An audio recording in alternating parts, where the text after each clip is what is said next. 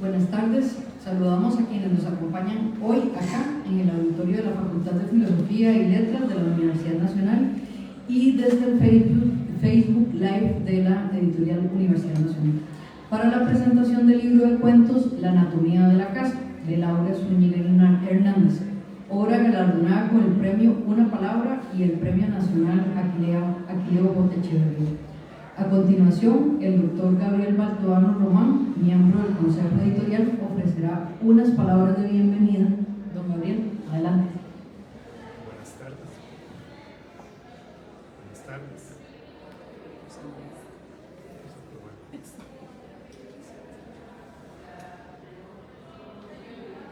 Buenas tardes. ¿Se escucha bien? Muchas gracias. Buenas tardes. En primer término, a quienes me acompañan en la mesa, a las señoras Laura Zúñiga, la autora de este libro que presentamos hoy, a la señora María Pérez Iglesias y a la señora María Román, quienes fungen esta tarde como comentaristas del libro, comentaristas de la obra. Y bueno, en segundo término, pues a las personas que nos acompañan en el auditorio y también a través de la transmisión que para los efectos concretos de esta presentación ha preparado la editorial de la Universidad Nacional. Yo voy a ser muy puntual, muy comedido, porque no quisiera robar tiempo a las palabras de las comentaristas, que me parece que es lo que en el fondo quisiéramos escuchar, y desde luego pues también a la propia autora para que nos hable acerca de su obra, de su trabajo.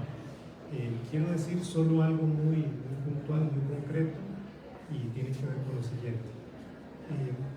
Lo primero es que para el Consejo Editorial de la Universidad Nacional, desde luego para la propia editorial de la Universidad Nacional, nos llena de mucha alegría y es particularmente honroso presentar formalmente este libro, la anatomía de la casa, por muchas razones, ¿no? En primer término, porque es un libro de una enorme calidad, y esto queda corroborado por dos circunstancias que ya ustedes conocen. La primera es que el libro surgió primero como obra premiada en la rama de cuento, en el certamen Una Palabra, en su convocatoria de 2022.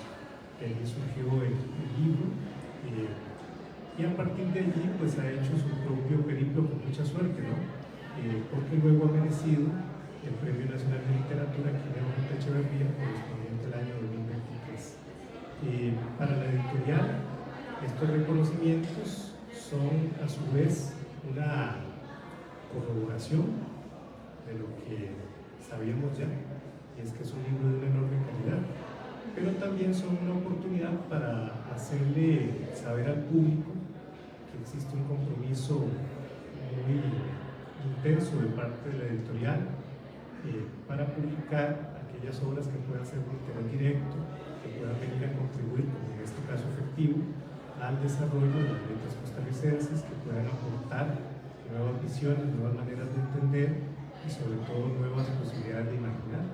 Y eso es lo que tratamos de hacer día a día, no solo al interno del propio Consejo Editorial, sino con el apoyo del personal, con el apoyo de nuestras editoras, con el apoyo de todo el personal administrativo que desarrolla con mucho entusiasmo, con mucho empeño, con un gran amor por la cultura, por el pensamiento y por la ciencia, su quehacer diario.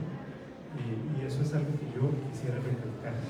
El certamen Una Palabra también me merece una breve mención. Vean ustedes que se trata de un certamen que ha cumplido ya 50 años como la propia universidad. Es un certamen que inició en el año 73, así que esta convocatoria que se comienza a organizar ahora mismo en estos meses, primeros meses de 2024, será ya la primera convocatoria, la segunda mitad, la segunda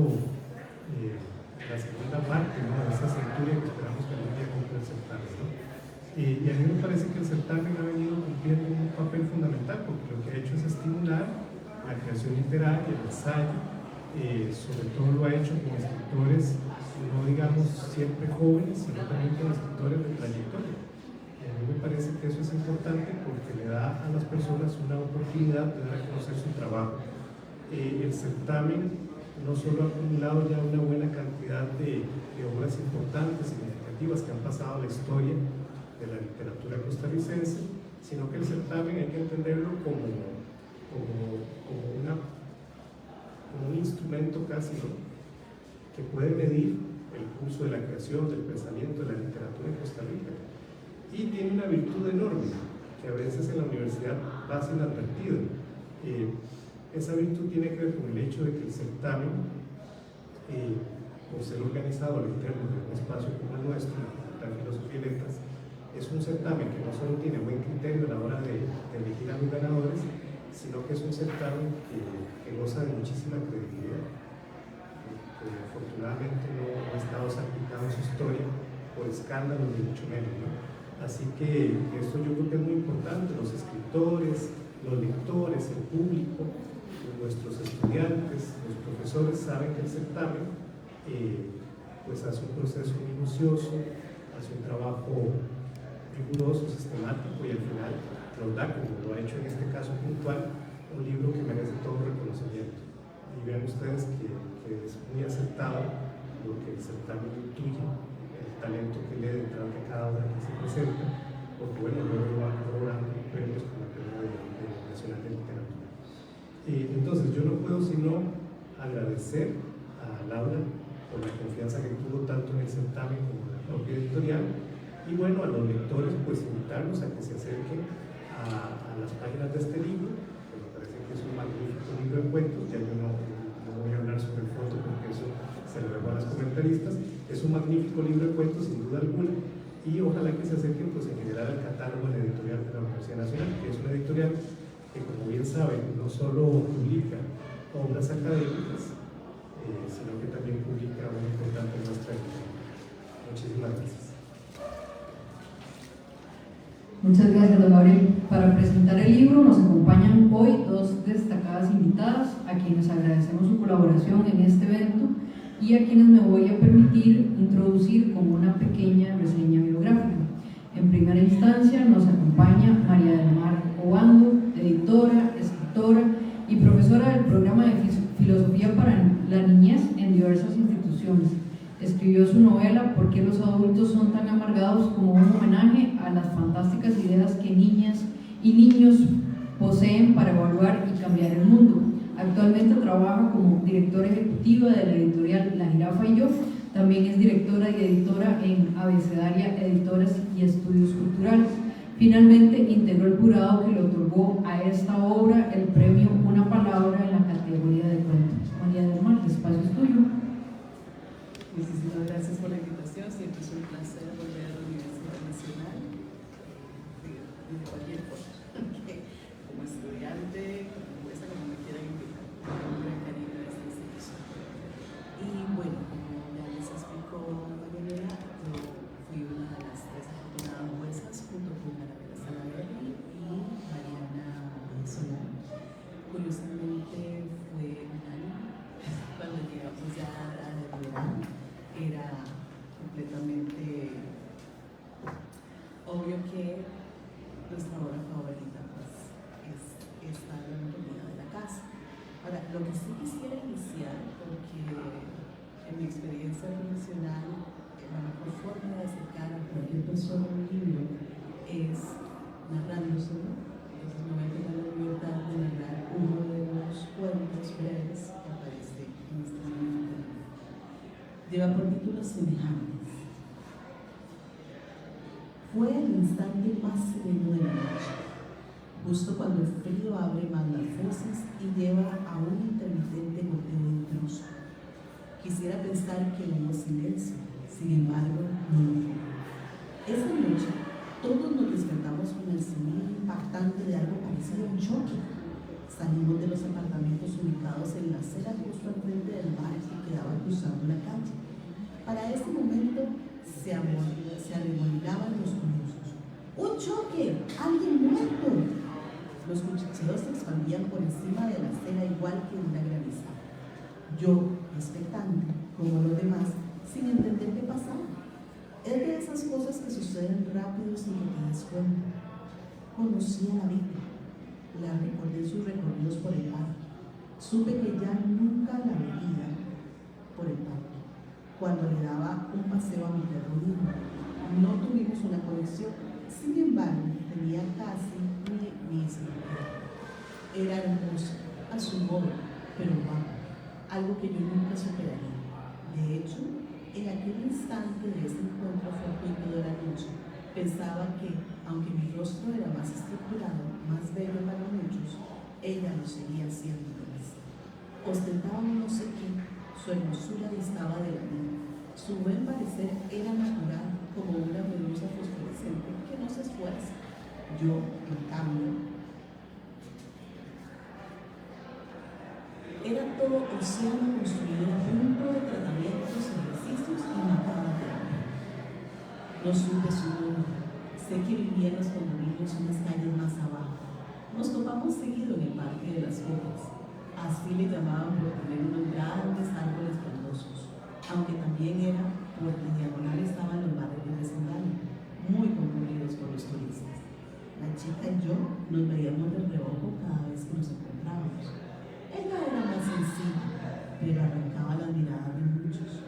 Las dirigidas a mí eran completamente diferentes, acosadoras, lascivas, predecibles. Junto a la muchacha mi presencia era la de un ser ordinario, estudiante de administración que esperaba los viernes para salir. 3 noches a la semana en gimnasia, nosotros en la universidad. Los domingos de Netflix y series, los lunes de nuevo la misma rutina. En cambio, ella tenía un brillo tornasol como libélula, quizás colibrí. No sabía si había estudiado.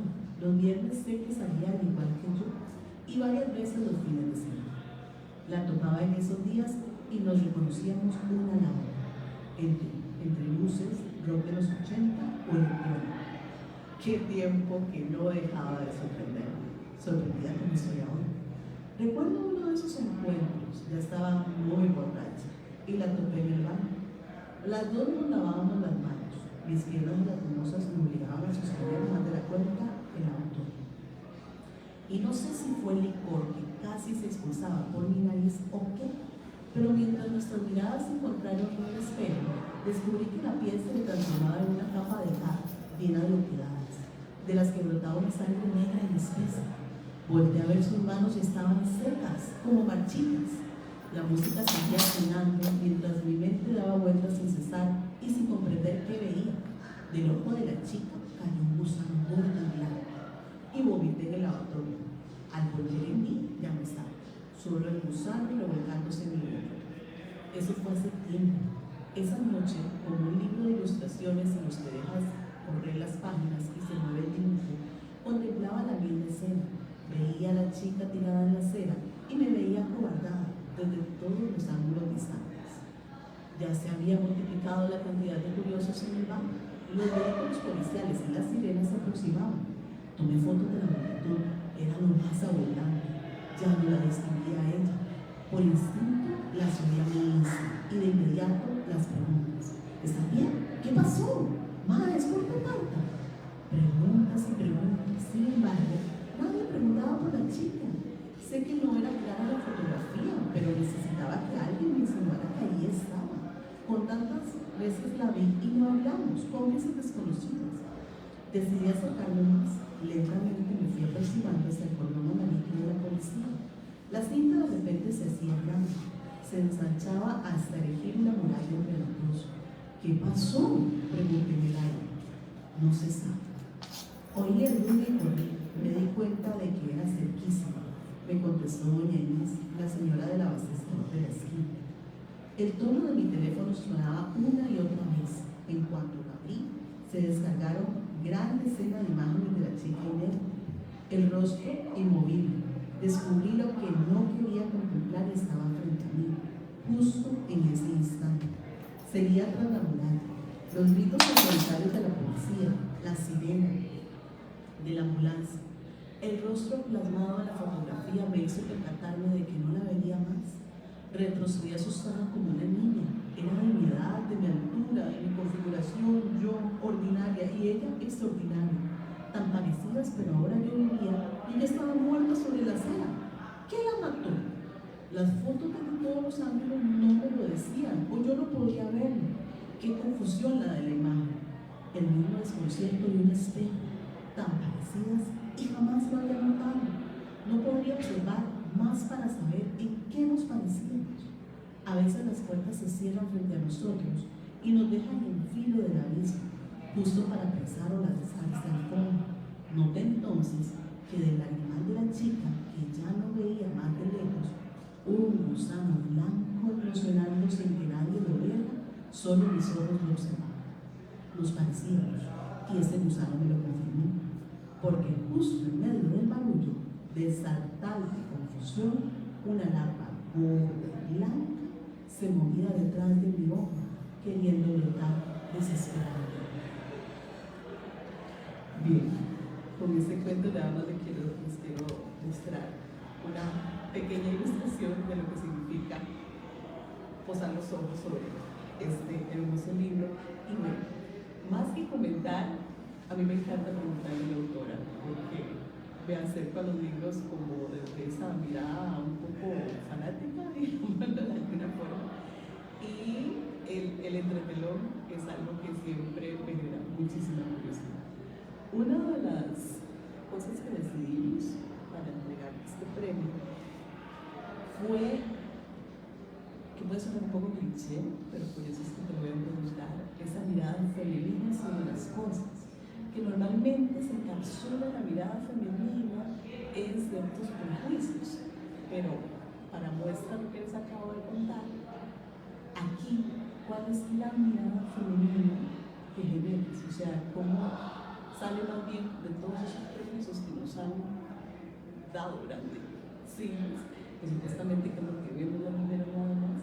Entonces, ¿cuál sentís que fue tu aporte desde esa otra mirada femenina de la cual no se habla, porque parece que no existía?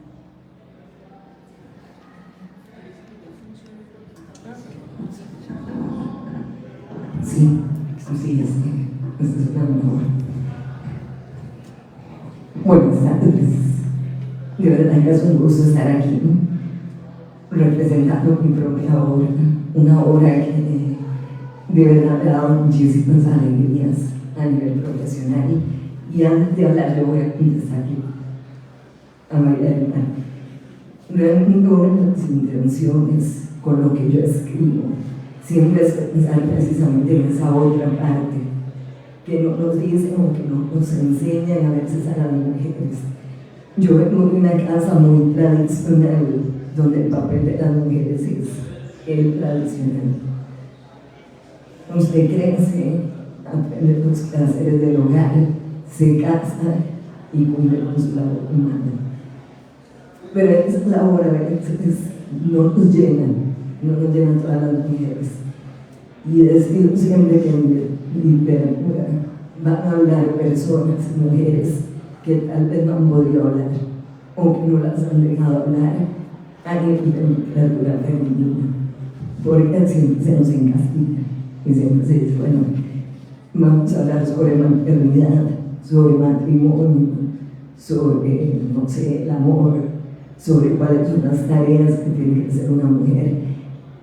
Y en sus vidas aparte, esa parte de curiosidad que también tenemos las mujeres, esa sensación de sorprendernos por lo que pasa a nuestro alrededor y ver a otras mujeres, y sobre todo en esa que acaba de leer María del Mar, es resaltar que hay otras mujeres que admiramos, que no solamente la vemos y ya, sino que de verdad les prestamos atención, que decimos, yo quisiera ser así porque esa mujer de verdad representa algo que a mí me llena, un ideal femenino, y muchas de esas mujeres tienen esa característica de pensar que todas somos importantes, que todas tenemos algo que resaltar de alguna forma.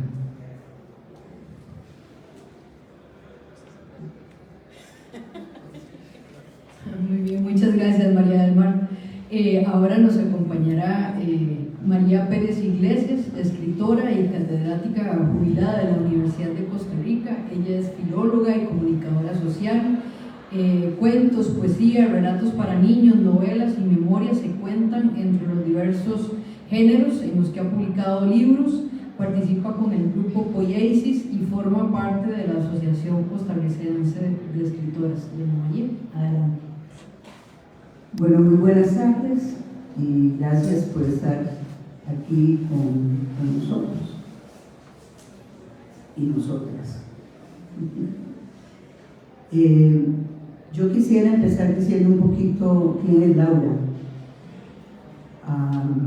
porque si bien hace unos años quién fuera la autora no importaba, o más bien se negaba la posibilidad de hablar sobre quién escribe los libros, porque lo único importante en realidad era el texto en él mismo y su análisis o la anatomía y disección que se refiere a la obra. Hoy se sabe que existe una intensa relación entre una obra, un momento histórico y por supuesto quién es esa persona que escribe. Entonces yo quiero empezar por ahí. Laura Zúñiga Hernández, o Laura H. Zúñiga, como la he oído caracterizarse en algunos momentos, en realidad recibe el premio de la una palabra, en el 22, y como dijo el compañero Gabriel Baltodano, luego recibe el premio nacional Aquileo Echeverría en la rama de cuento. Laura realmente es una apasionada del lenguaje y de la educación. Esos son, yo creo que, sus dos grandes ejes temáticos y problemáticos de la vida cotidiana. Claro que también es madre de 2 hijos y tiene una gran cantidad de actividades fuera de esas dos, pero yo creo que la marcan. De hecho, estudió un bachillerato en Filología Lingüística y Literatura y se gradúa en la enseñanza del castellano y de la literatura en la Universidad de Costa Rica, que yo creo que es importante que sea una universidad pública como todos nosotras, ¿verdad? Luego se va a especializar en escritura creativa y en literatura latinoamericana, lo cual amplía un poco su horizonte. Ella trabaja con estudiantes de secundaria y universitarios, y eso es muy importante porque Laura ha demostrado, cuando trabaja con estudiantes, sobre todo de secundaria, una gran empatía y una gran capacidad de diálogo con los estudiantes. Y yo creo que esa relación estudiante-profesor, o profesora en este caso, y ese reto de enamorarlos, digamos, de atraerlos hacia la carrera, bueno, más bien hacia el castellano y la literatura, lo implementa en sus libros. Es muy importante eso. Ella logra establecer una fuerte relación entre la autora, el narrador o los narradores y el lector. Así que une esa capacidad para educar. De hecho, es bien interesante porque casi todos los años es la profesora estrella del colegio. Casi siempre le dan a ella la opción de sentirse la mejor de todas. Y eso es muy importante porque no solamente trabaja a nivel de la clase, sino también en teatro, en oratoria, en baile, y eso fortalece la relación, lo cual también la trae a una inter o transdisciplinariedad o transarte que la favorece en la literatura. Entonces no es un autor de esos que lo va marcando uno un camino, sino que le permite bifurcarse. Yo creo que eso es muy, muy importante, ¿verdad? Laura es una persona que está acostumbrada al desafío. Ya la escucharon, ella tiene una cierta problemática con la voz y sin embargo continuamente desafía esa problemática. Realmente yo admiro muchísimo que siempre está presente en recitales, en conversatorios, en mesas redondas, en entrevistas, en presentaciones de libros nacionales o internacionales, y no es una limitante para ella. Si todos fuéramos así, pues el mundo sería diferente y mejor, pienso yo. Así que toda mi admiración. Es interesante que siempre tiene proyectos nuevos. Ahora anda con el proyecto de la sirena lunar y Ediciones Digitales, una pequeña editorial a nivel digital, ¿verdad? Y como que su sublime obsesión por el momento es la microficción o el microrelato. Sin embargo, no ha dejado aparte ni la poesía ni el cuento, ¿verdad? Eso es interesante porque si bien es cierto que tiene sublimes obsesiones, no deja de lado las otras posibilidades. Y eso le da muchas opciones para su futuro. Laura ha demostrado interés por la investigación, mucho interés por la investigación y por la promoción cultural. De hecho, ha escrito varios artículos y ponencias, y ha publicado, y es interesante porque una de las funciones que ha ejercido es el ser compiladora de varias antologías, tanto de poesía como de microficción, y otra cosa que la caracteriza es que se preocupa por estar incluida en diferentes tipos de antologías, y eso la ha llevado también a diversificar lo que escribe. Eso yo lo sé muy bien porque a mí me dice que hay una antología, no sé, sobre el daño que hace el tabaco, y entonces se me ocurre alguna historia sobre el daño que hace el tabaco. Bueno, Laura en ese sentido se parece mucho a mí, su amiga, ¿verdad? Ya largo tiempo. Además de este libro de Anatomía de la Casa y de múltiples publicaciones en antologías, en revistas, ¿verdad?, de diferente naturaleza, aquí y afuera, publica temporada de microlugares con poiesis, desde La Torre en mi ciudad, con poiesis en el 17, Mitófagos y Zapatos reciclados. Hay otras publicaciones, pero esas son, digamos, las más significativas como libros. Y eso es un poquito así, una síntesis muy corta de lo que Laura es, además de una mujer extraordinaria que siempre está inventando nuevas actividades. Yo creo que eso se lo ha regalado la relación con los muchachos.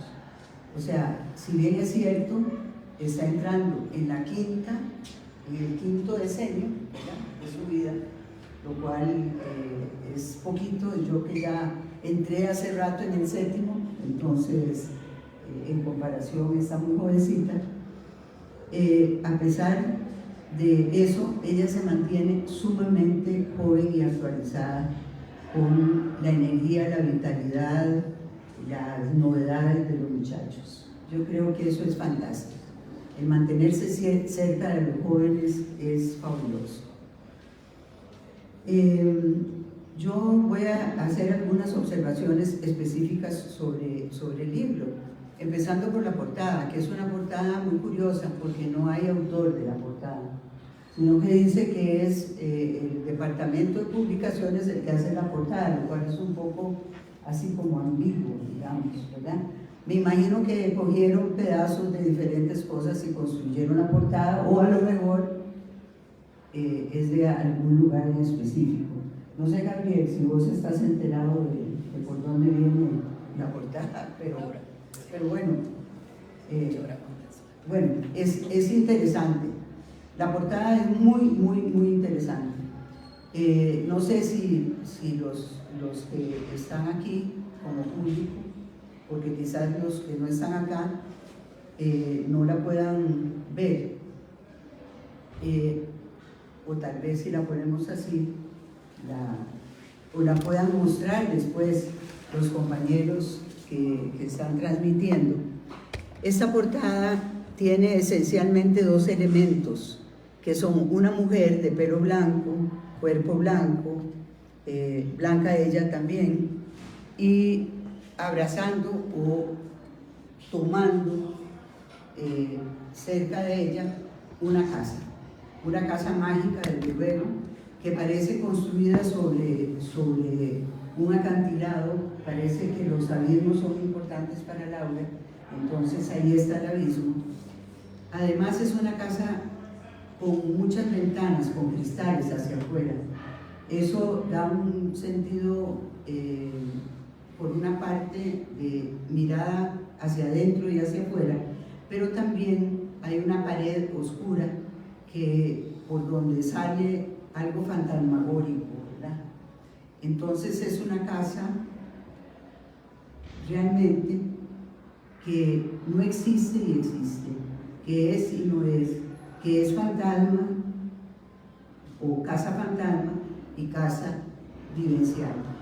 Y luego hay una serie de elementos que no se distinguen, excepto una mujer chiquitica que aparece en la parte de abajo, que contrastando con el pelo blanco, con la frialdad, con la escarcha, con lo fantasmal de la mujer grande, ella es una mujer con un vestido totalmente suelto, bailable, que le mueve el viento, y con un pelo acolochado, como es su dueña, ¿verdad?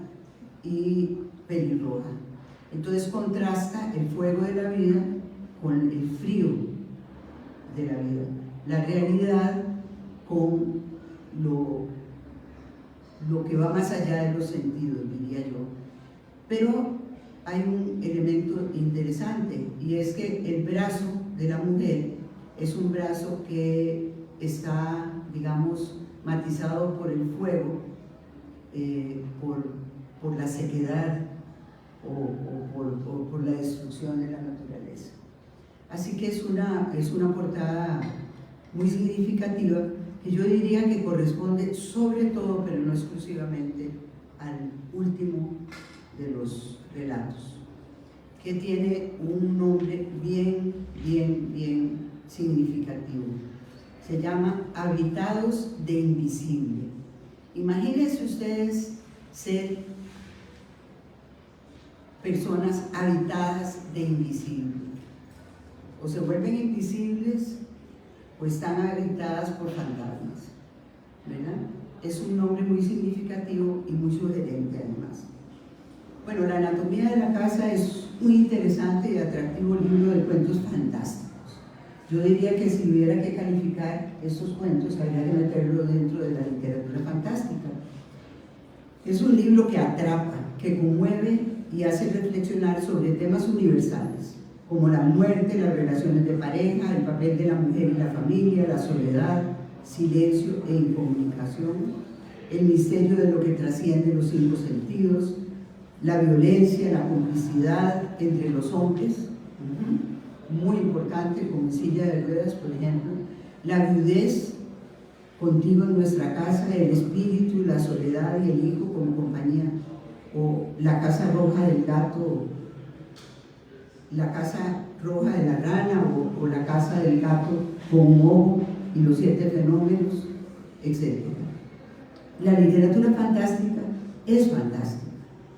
Parece que es un juego con el lenguaje, pero es que así es.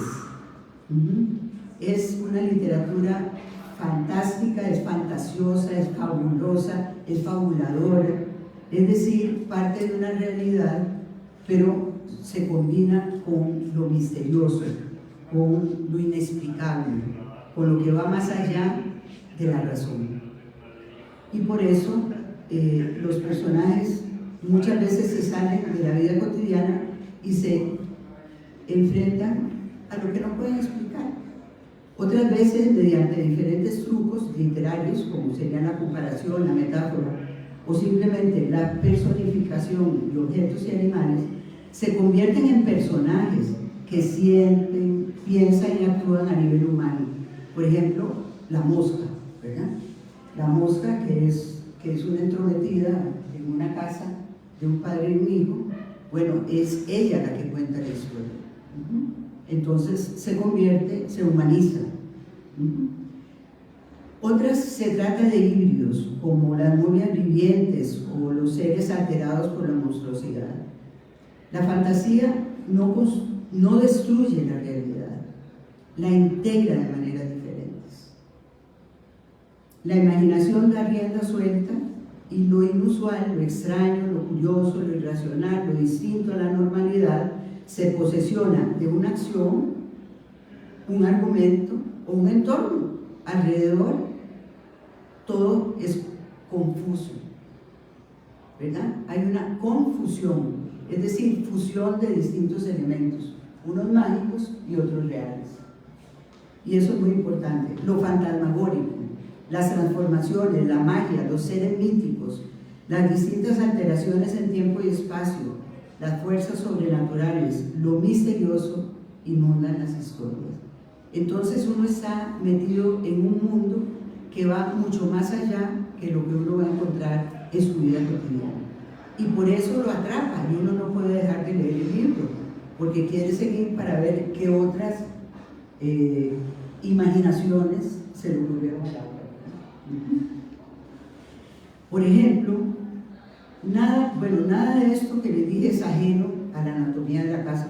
Por ejemplo, un ser mítico, el dragón. En el primer cuento existe un dragón, pero el dragón está en la mente de la dueña de la casa. Pero resulta que el dragón se va posesionando de la casa y la casa se va posesionando del niño y el niño se va posesionando de la casa.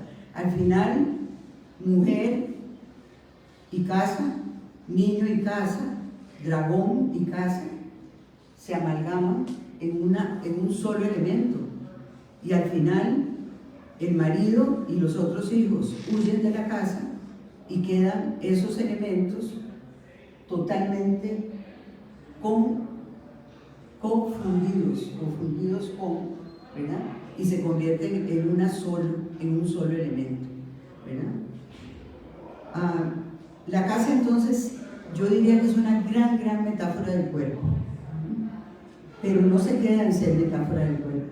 También va a ser metáfora, por ejemplo, de las pisadas que van más allá del cuerpo.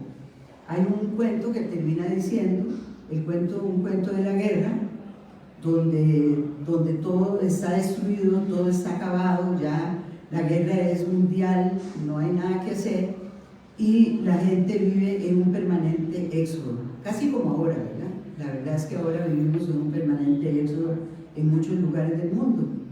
Pero entonces la narradora dice que las pisadas son su casa, y por eso ella, en todo este éxodo, también tiene una casa. Es uno de los elementos más hermosos que yo encontré. Bueno, encontré muchos, pero ese es uno muy hermoso. Entonces, pero no solamente es una metáfora del cuerpo. Ahí ustedes van a ver una imagen muy hermosa cuando están construyendo la casa, la primera casa, y está en obra gris, y entonces las puertas y las ventanas son huecos, y en un momento el constructor pregunta que de qué quieren las puertas, si de cedro o de pino. Como buen hombre, el marido contesta ipso facto y dice que las quiere de pino, pero ella las quiere de cedro. Entonces las puertas de pino no solo van a representar el huis clos, la casa cerrada, sino que va a estar cerrada contra la voluntad de lo que la mujer hubiera querido que fuera, y no es. Entonces se convierte también en una metáfora del encierro, a la vez que es una metáfora de la protección, porque indiscutiblemente una casa es un vientre, y el vientre es la protección. Pero para sorpresa de todos ustedes, a veces ese vientre está vacío porque se perdió el feto, no se sabe qué pasó. Abrieron a la mujer embarazada y desapareció el feto y nunca lo encuentran. O en otro momento sacan el feto, lo tiran en un lugar vivo y rellenan el vientre con cadáveres de murciélagos, que a la vez se convierten en la maldición de ella, y en un momento determinado van a salir a la superficie cientos de murciélagos. Entonces el vientre, que es una protección, a la par puede ser una maldición, y eso va a tener que ver muchísimo, consciente o inconsciente, con la maternidad deseada, o la maternidad obligada, o la maternidad muerta, de alguna manera. Esa protección también da lugar a ser una metáfora de el lugar donde se vive en familia, y ahí se habla del hogar. Una cosa es la casa y otra cosa es el hogar, ¿verdad?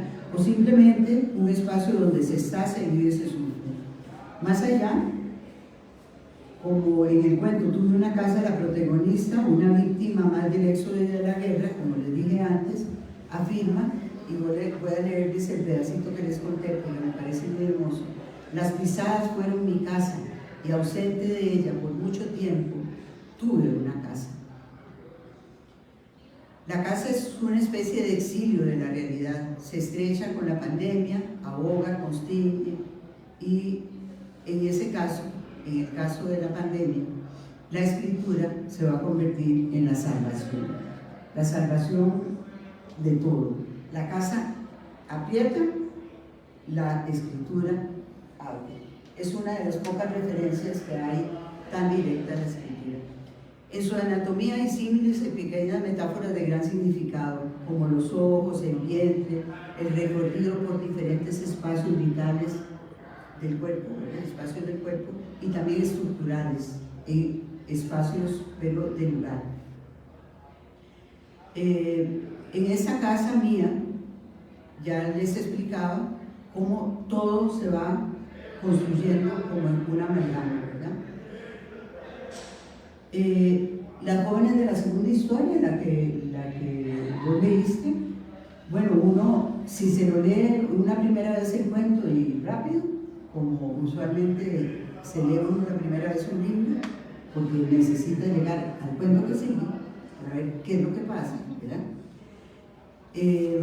Y eso sí no hace trampa, se lee el último, para ver en qué termina.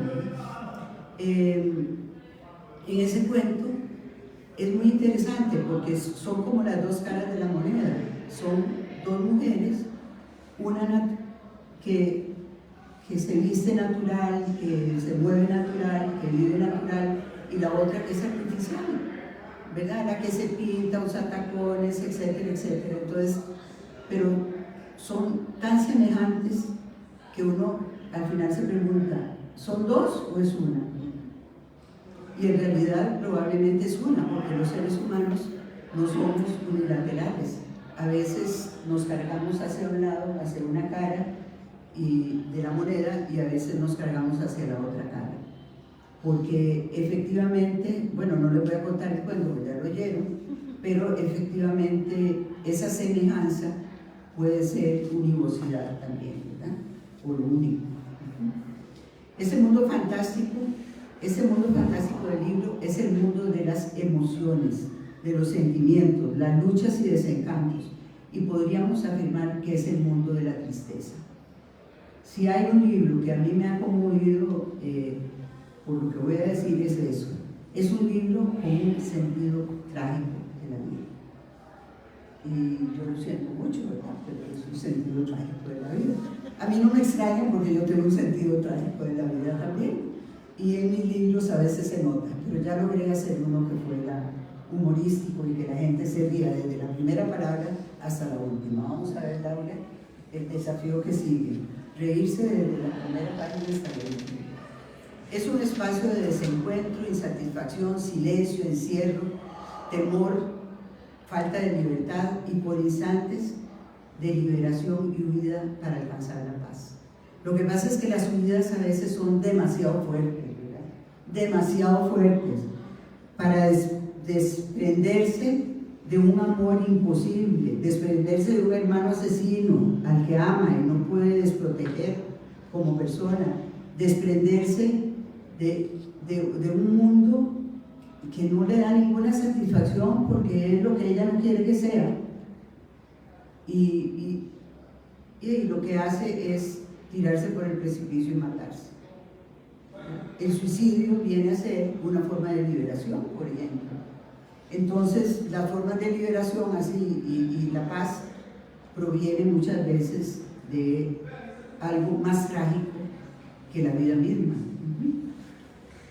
Entonces, hay otro por ejemplo, el de la telefonista del 911, que también termina suicidándose, también termina con su vida. La sangre era un presagio, las pitonizas y el ruido de mi cabeza, la navaja ávida por tener mi piel abierta. Entonces ya yo me lo imaginaba, ¿verdad?, cortándose las venas. Pero bueno, muchas de las imágenes son certeras y muy hermosas, cargadas de referencialidades pero con sentido propio. Por ejemplo, el compañero de la mujer de esa casa mía sueña ilusiones tejidas en la rueca. Ella sueña ilusiones tejidas en la rueca de Penélope, pero él, el marido, era la mortaja y yo, la reina, deshilando lo que nunca fue. Imagínense qué frase más dura pero más hermosa. Imaginando lo que nunca fue. Y es que uno siempre quiere que sea y a veces nunca es. Y se pasa uno la vida entera esperando que sea y no va a ser jamás. Me quedo enmudecida como si Sibó me hubiera arrancado la lengua, o la lapa roja se hubiera llevado mis palabras migrantes hacia los picos de las montañas. Callo, mi silencio es una epifanía de lo que vendrá después. Lo sé, porque murmuraron la mariposa y la lechuza que saben de la naturaleza. Ven, esa imagen de la mariposa y la lechuza murmurantes, es decir, personificadas, ¿verdad? Ellas saben de la naturaleza, parece que nosotros no mucho. El tigre ruge en mi corazón si hablo. Si hablo, muero bajo la lluvia y mi ranita roja saltará poco antes de ser devorada. Así que callo, como enmudecemos todas. La rana roja pronto nacerá y la criaré igual que un tigre. Entonces, mi legado será perenne. La única forma de sobrevivir es siendo un tigre, no una ranita roja. Este es un cuento, uno de mis preferidos realmente, porque ella va a tener un ser, una ranita roja. No es un niño, pero es un ser vivo, ¿verdad? Tiene muchos significados. Mis heridas de ruptura eran muchas y ella gentilmente, ella es una amiga. Bueno, esta muchacha se llama La Mudanza, el cuento. Entonces ella se va hacia un pueblo y en el pueblo encuentra una mujer, Rocío, que le cambia la vida. Entonces ella dice, mis heridas de ruptura eran muchas y ella, Rocío, gentilmente cosió sobre ellas un atrapasueños de colores del pueblo. Vean qué imagen más bella. El atrapasueños realmente no es un atrapasueños, es un atrapa pesadillas. Entonces le quitó las pesadillas de la vida. O hay otro cuento que se llama Un piano, que es muy interesante por el juego de la personalidad. Primero, el chico es Benjamín. ¿Quién es Benjamín? El hijito del padre. Eso es un Benjamín. Luego pasa a ser Benjamín Bernal, que es el hijito del papá, pero ya con un poquito de nombre. Y al final, cuando se convierte en las notas del piano, es decir, se funde con el piano en una amalgama barrosa, pegajosa, qué sé yo, cuando se convierte en eso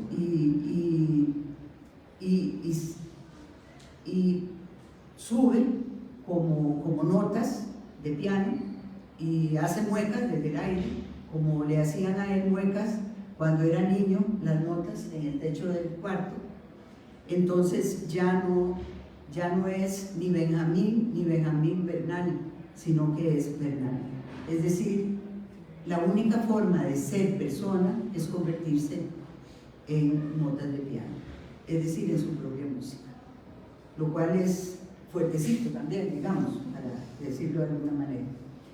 Bueno, los animales y objetos entonces, pero sobre todo los animales, la mayoría poco amados, ahí ustedes van a encontrar una gran cantidad de animales de los que a ustedes mismos seguramente no les gustan y que a mí me fascinan, ¿verdad? Como los murciélagos, engendros del mal en el vientre, la rana roja, criatura por parir, la mosca intrusa en la casa desastrosa, el gato de un solo ojo que te observa y te absorbe y entras por el ojo del gato, ¿verdad? Y muchas otras imágenes. Este libro se podría dar una conferencia larga y tediosa y con muchas imágenes, pero yo creo que quedaríamos aquí para que Laura conteste la pregunta que quedó como volando, que era la de la portada. Muy bien, bueno, le doy espacio a Laura, quizás yo menciono de antemano que Laura nos facilitó el arte, ¿verdad? Y con esa composición, los compañeros del programa de publicaciones hicieron una composición final, ¿verdad?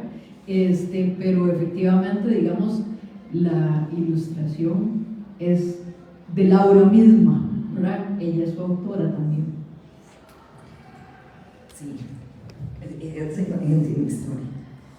Tiene historia, se la voy a contar así rápidamente. Realmente la imagen la creamos entre dos personas, un colega que me ayudó a hacerlo y que yo le iba diciendo cómo era que la quería. Quiero eso, entonces tomó elementos de varios lugares y al final se creó esa imagen que es de esa mujer sosteniendo una casa que no se puede sostener. Eso es lo primero que yo le había mencionado, y ya después se fueron incluyendo otros elementos. Pero sí, la imagen sale de un poco de mi cabeza y sale de la imaginación también de ese colega.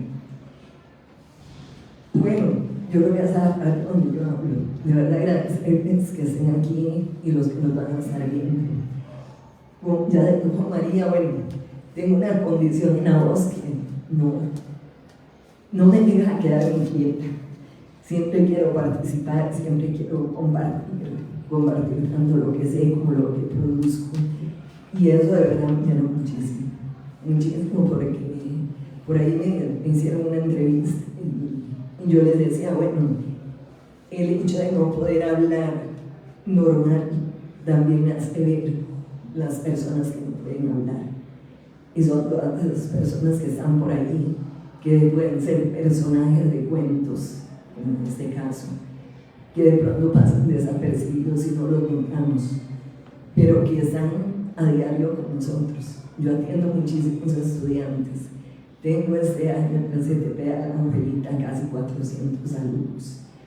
De esos 400 alumnos, me sé el nombre de algunos, pero detrás de ellos hay muchísimas historias.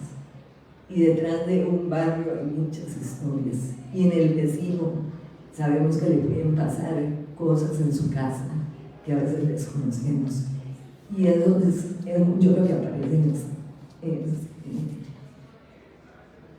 en lo que aparece en este libro. Este libro recoge personajes que pueden ser muy habituales, pero que se confunden, y ya lo decía Marina, se confunden con estos hechos que parecen tan drásticos, porque todos tenemos en la imaginación cosas fantásticas. Y no solo pensando en la realidad, sino que también podemos soñar, también tenemos pesadillas, también nos emocionan ciertas historias y de pronto compartimos leyendas y decimos, sí, ese personaje que yo había escuchado por ahí de la mitología X me cautivó muchísimo, y todos esos personajes están aquí.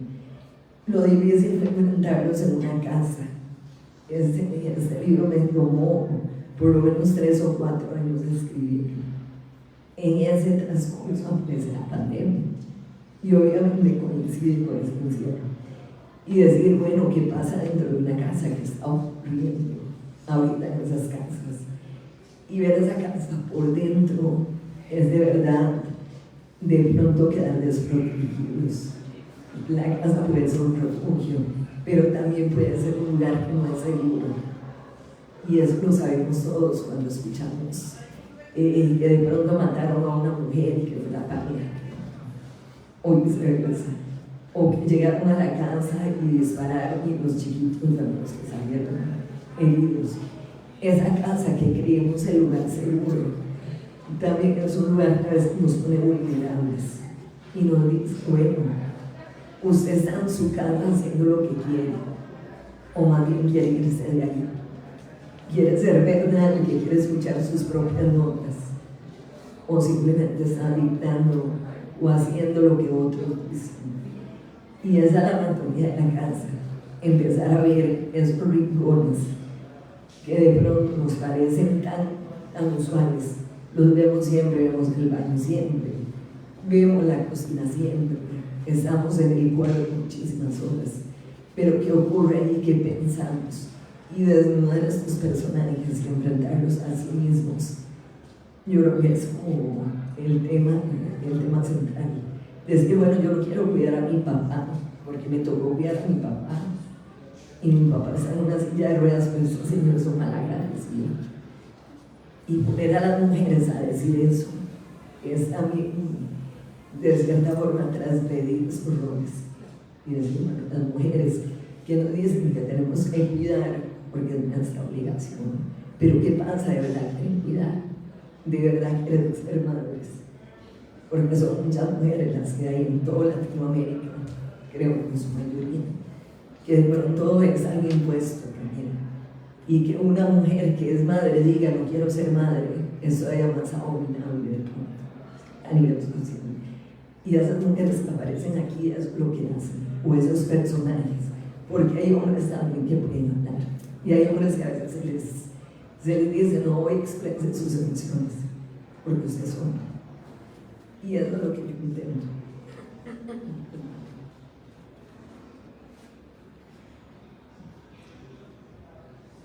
Que esas voces que están ahí puedan escucharse de alguna u otra forma.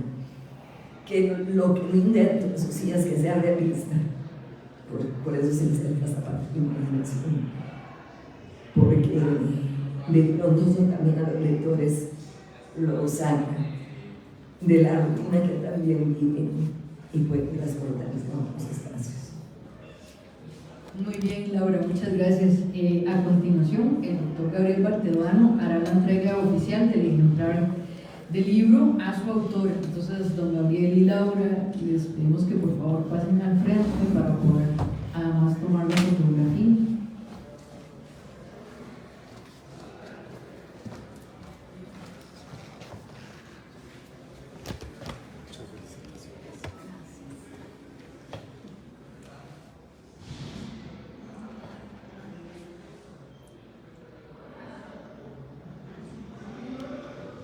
Muchísimas gracias. Los invitamos de nuevo a sentarse. Ahora abrimos un espacio si alguien del público tiene una pregunta, un comentario, o incluso si los mismos miembros de la mesa, María Omar, don Gabriel, doña María, o incluso la misma autora, quisieran ampliar, preguntarle algo a Laura, ¿verdad? Abrimos un espacio aquí como de diálogo.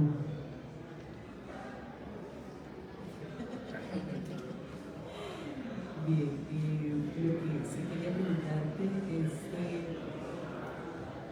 obviamente lo digo como desde mi vida, cuando estamos escribiendo, para mí escribir es comunicar. Sé que algunas personas lo hacen, pero no me trago mucho ese tiempo de escribir solo para mí. Entonces, cuando comienzas a formar todos estos mundos, todos estos cuentos, ¿con quién estás pensando hacer un diálogo? ¿Con quiénes son esas personas a las que quieres comunicarles?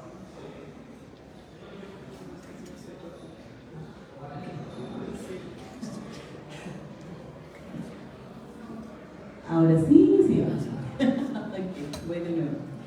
Sí, les estaba explicando que, bueno, es una pregunta mucho desde mi experiencia, porque siempre pienso que quien escribe lo que intenta es comunicar, ¿no?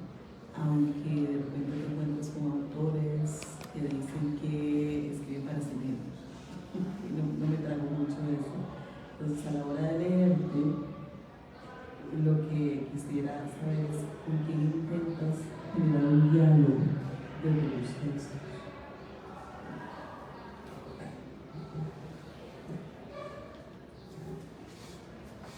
Porque esa pregunta es difícil. Yo escribo en primer lugar mucho para mí, ¿sí? Como mujer. Y bueno, ¿qué me han dejado de decir? ¿Qué quiero decir? Después hago ese diálogo con otras personas, que casi siempre, como les decía hace un rato, casi siempre son personas que no pueden comunicarse como yo podría hacer, a pesar de mi condición. Yo hablo demasiado, pero no, hay personas que no lo pueden hacer, que viven silenciadas, que solo existen y no dicen nada más. Y esas personas son a las que yo quisiera llegar. Que puede ser que llegue o puede ser que no. Sí, porque la literatura todavía en Costa Rica sigue siendo difícil de que llegue a los hogares y que llegue a las casas. Pero siempre siento que hay una persona que puede escuchar esas voces que están aquí. Y por supuesto pienso en los jóvenes, porque a los jóvenes yo trabajo con ellos todos los días y sé que si les presento un libro que no sé, que de pronto o lo sienten muy aburrido, no lo voy a atrapar. Y yo digo, ¿qué pasa si yo tengo que llevar ese libro a mi aula? Y tengo que decirle, bueno, aquí está este libro, lo vamos a leer. Y cuando se dan cuenta qué pasa, ¿no? Que pasa una mujer que se parece a otra y sale un gusano del ojo y dice, ¿qué es esto? Entonces, llegar y revolcar esas emociones, porque todos son metáforas de muchas emociones también. No solo es el acto en sí de lo fantástico que está ahí presente, sino que eso intenta decir algo más. Y eso es lo que yo busco, comunicar esa parte trágica que hablaba María. Y lo dije en otra entrevista, yo soy oriunda de Desamparados. Y para nadie es un secreto los que estamos aquí, que Desamparados y muchas zonas del país son violentas. O sea, no vemos cosas agradables. Yo me acostaba en la noche a escuchar no sé a cuántos kilómetros, pero son cosas que están ocurriendo en el país.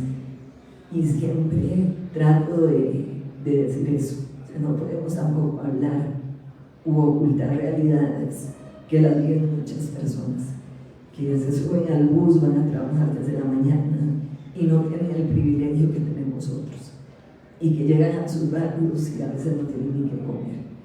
Y esas voces son las que yo intento rescatar y que se sienten identificados de alguna forma. ¿Alguna otra persona, algún otro comentario, pregunta para la autora, aprovechando que está aquí presente? Muy bien. Yo sí tengo una pregunta, Laura, que además es un comentario. Que es difícil, es muy difícil ser editor y ser lector, ¿verdad? Porque uno lee de otra manera. Con este libro me pasó que estaba editando y se me olvidaba que estaba editando, entonces seguía leyendo, entonces me tenía que devolver una y otra vez, hasta que finalmente, digamos, pude tomar conciencia de que no lo podía, que era un trabajo que no lo podía hacer de un tirón. Entonces lo hice cuento por cuento, un día un cuento, otro día otro cuento, otro día. Un poco nos has explicado cómo nacen esos mundos, ¿verdad? Fantásticos, como muy bien nos explicó doña María. Pero yo pienso que es más que literatura fantástica, ¿verdad? Pienso que ahí hay una serie de componentes, digamos, de otros géneros, de los que el cuento toma elementos para construir estas narraciones, estas historias. Me queda clarísimo que mucho viene de la experiencia de vida, pero hay un juego con el lenguaje, doña María, y creo que lo intentó demostrar también María del Mar con la gesticulación de su lectura. ¿Cómo llegas a esa experimentación con el lenguaje, que me parece a mí que es uno de los aciertos fundamentales que tiene este libro y que es uno de los aportes más novedosos que yo he leído en la literatura costarricense contemporánea, porque mucho está sostenido en la historia, en la narración, en los personajes, en los acontecimientos, y no necesariamente en el lenguaje, en el juego con el lenguaje y en la experimentación con el lenguaje. Y también quería preguntarte si ser poeta, ¿verdad?, si publicar poesía, si escribir poesía, te ayuda a hacer esos juegos con el lenguaje, que definitivamente son muy diferentes. Me fui a buscar tu poesía para ver, ¿verdad? Porque no había tenido oportunidad de leerla y me di cuenta de que lo que experimentas en poesía es muy diferente de lo que experimentas en narrativa, pero que ese juego de lenguaje y esa experimentación en los dos, en tus textos, siempre está presente. ¿Cómo lo logras? Sí, soy consecuencia de la generación de los 80.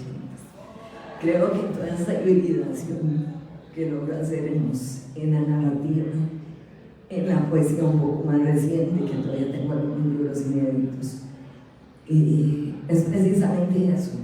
Somos de pronto de una época donde nos ha tocado vivir muchos cambios, y esos cambios busco que estén ahí presentes.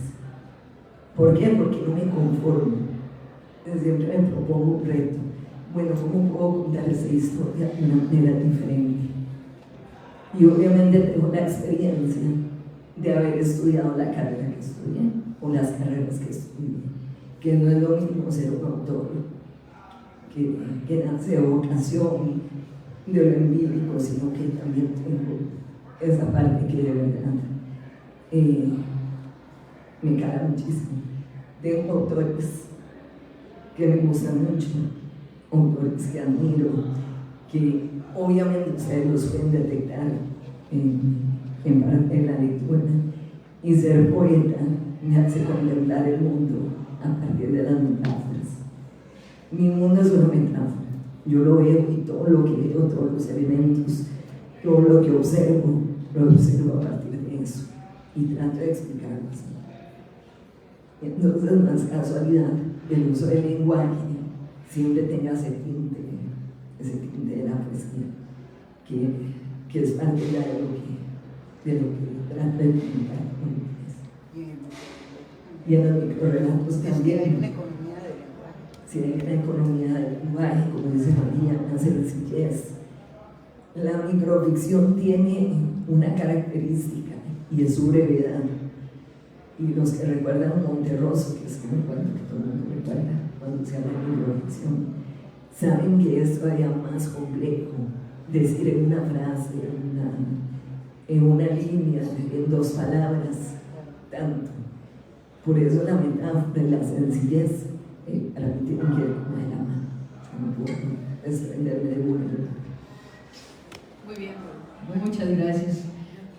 Sí, adelante. Que es muy interesante, porque yo no me leí este libro, sino que me leí el que Laura mandó al concurso, y evidentemente hay edición, porque una de las cosas interesantes, bueno, yo conozco toda la obra de Laura, creo que todo lo que ha escrito, gracias a que hacía unas entrevistas, y yo no hago entrevistas, sino me leo 100% de lo que escribe el autor, para sacar mi jugo. Y es muy interesante porque efectivamente Laura tiene un buen manejo del lenguaje, pero en este libro el manejo, digamos, el atrevimiento con el lenguaje fue más allá, y eso dificulta muchísimo la construcción del texto. Entonces, aquí, digamos, era tan bueno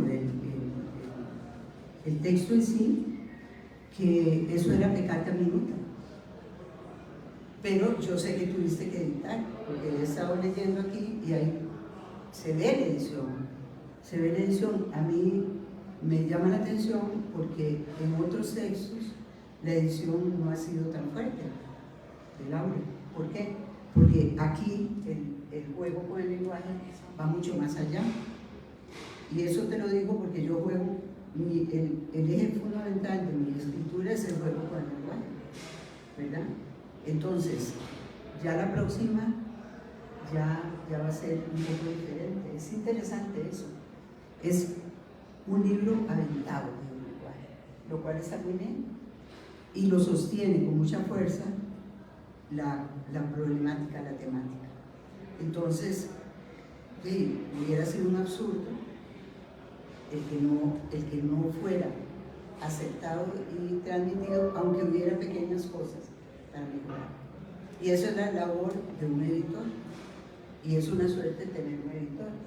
Yo no tengo editor, pero bueno, un editor a mí mismo.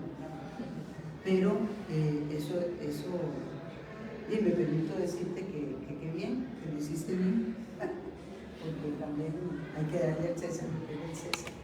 Muchísimas gracias, doña María. Muy hermoso ese libro. No sé si alguien más tiene un comentario. Si no, les doy un par de minutitos a cada uno para hacer un cierre, ¿verdad? Despedirse y los últimos comentarios antes de que terminemos.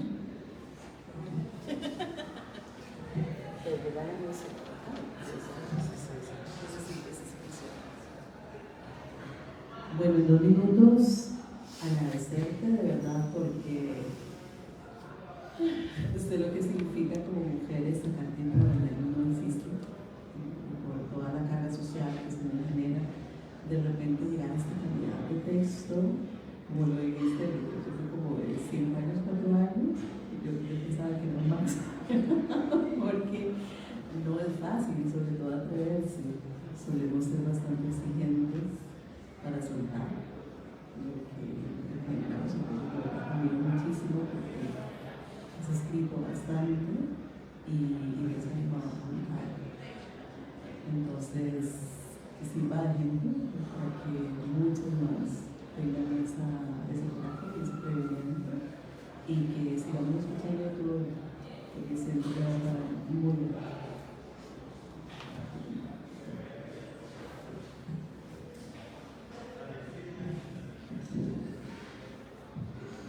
Bueno, en realidad yo lo que quería es felicitar a Laura por atrevida.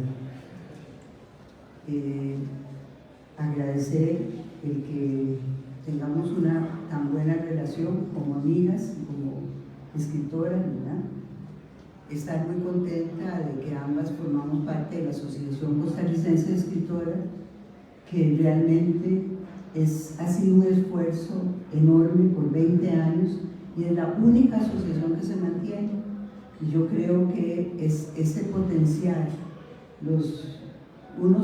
las unas a las otras es fantástico. Yo creo que como generaciones diferentes, ¿verdad? Podría ser, no sé, sí, mi hija, ¿verdad? Podría ser mi hija, no mi nieta, espero, ¿verdad? Ella sería demasiado viejita. Que Laura puede dar mucho en la asociación porque están llegando nuevas generaciones, chicas mucho más jóvenes. Y ese atrevimiento en decir lo que cree que hay que decir es algo que yo le respeto y le pondré mucho.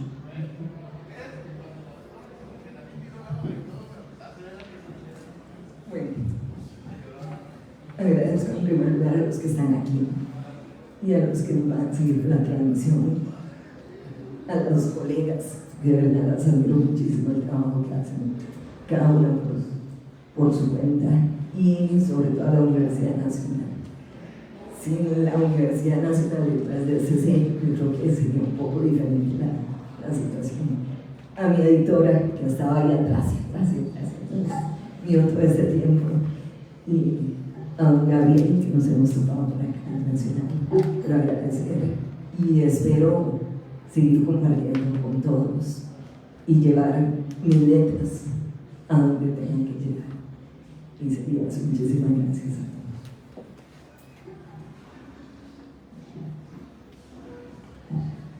Bueno, desde luego yo quisiera agradecer, como lo decía al inicio, la confianza de Laura que puso este libro en manos del certamen, en manos de la editorial.